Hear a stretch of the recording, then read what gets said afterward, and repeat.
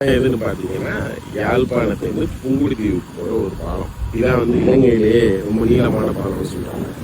So 2 பக்கமும் கடல் இருக்கும், அதுக்கு நடுவில் இந்த பாலம் போட்டுருக்காங்க. ஸோ இன்னொரு முக்கியமான விஷயம் நான் இங்கே சைடில் வந்து பைப்பில் ஏதோ ஒரு இடத்துலேருந்து தண்ணி கொண்டு போயிருக்காங்க. ஸோ இந்த பைப்பையும் ப்ராப்பராக வச்சுருக்காங்க.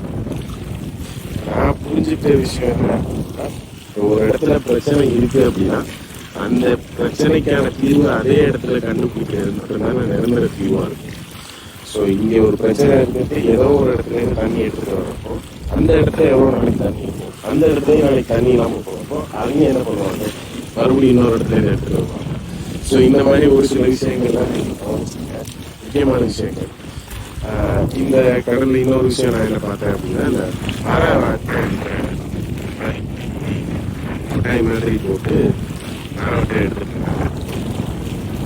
நிறைய இடத்துல இருக்கும். ஸோ அதுதான்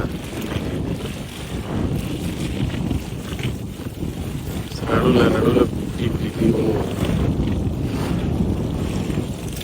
இங்கே பெருசாக டெப்த் இல்லை. இவங்க இந்த பாலம் போடுறதுனால இங்கே ஆளை போடுறது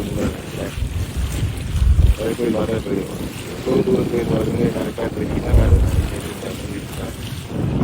தண்ணி வாட்டாலே தெரியும். புங்குடுதீவோட நீர்நிலைகள் சரி பண்ண முயற்சிங்க. இப்போ சில விஷயங்கள் நமக்கு புரியுது. ஸோ அதை சரி பண்ணுறதுக்கான வேலைகள் அடுத்தடுத்து நீரின்றி அமையாதும் போது நீர்நிலைகளின்றி அமையாது.